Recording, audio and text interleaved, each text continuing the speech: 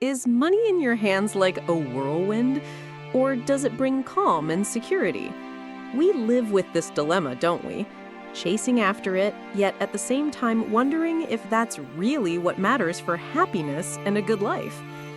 The curious thing is that this anxiety isn't just ours from the 21st century.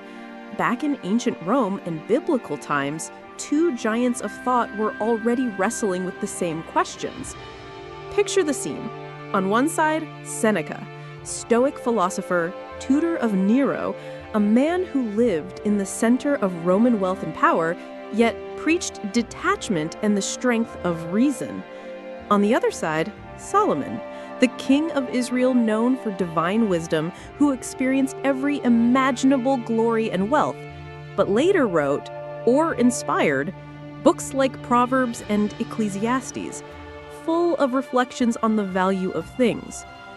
If we brought these two together today to talk about money and the meaning of life, would they agree on everything?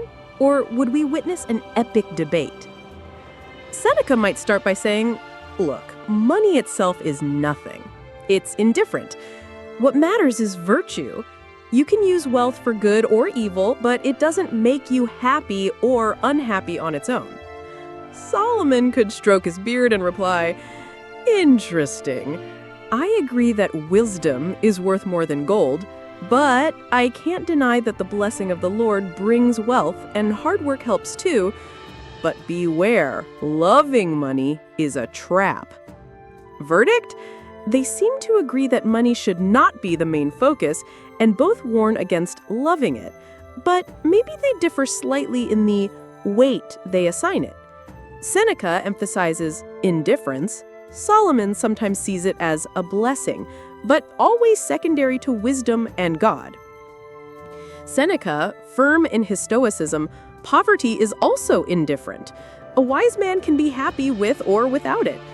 Fear of poverty is what enslaves us. Meanwhile, Solomon in Proverbs sounds more realistic about its hardships, describing how poverty leads to isolation, how it's sometimes a result of laziness, but he also says it's better to be poor and honest than rich and corrupt. Verdict?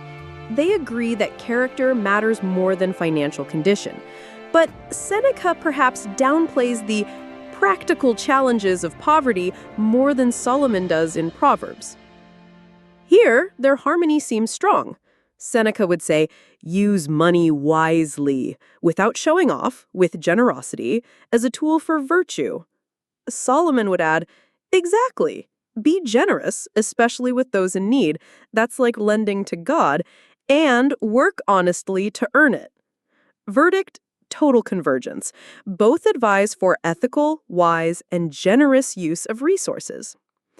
At this point, they'd probably stand and shake hands. Seneca, firm in his Stoicism, the only thing that truly matters is virtue, achieved through wisdom and reason. Solomon, echoing Proverbs, no comparison. It's far better to get wisdom than gold. Verdict? Full agreement.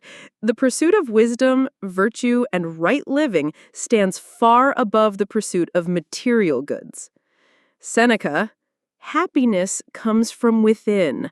Control your desires, accept what you can't change, and find peace in reason. Solomon, especially in Ecclesiastes, after having had everything, chasing after pleasure and wealth without end is exhausting. It's vanity. Learn to find joy in simple things, in your work, with God in your heart. Verdict? Strong alignment on the idea that happiness doesn't lie in endless accumulation, but in finding satisfaction beyond possessions. Maybe the source of that contentment differs slightly, Stoic reason versus divine gift or presence. In the end of this imaginary conversation, it seems Seneca and Solomon, despite coming from such different worlds, would agree on much regarding money and life. They would warn us about the illusion of wealth as the ultimate goal, exalt the pursuit of wisdom and right living, and advise us to use what we have with generosity and find contentment beyond possessions. Their differences might be more philosophical or theological regarding the source of that wisdom. Hearing these echoes from nearly 2,000, Seneca, and nearly 3,000 years ago is a powerful invitation for us to ask, where are we placing our energy? In the frantic pursuit of more money? Or in the pursuit of more wisdom, purpose, and contentment? What do you think of this conversation? Which idea made the most sense to you? Share your thoughts in the comments. And if you enjoyed this blend of philosophy and the Bible, don't forget to drop a like. See you next time.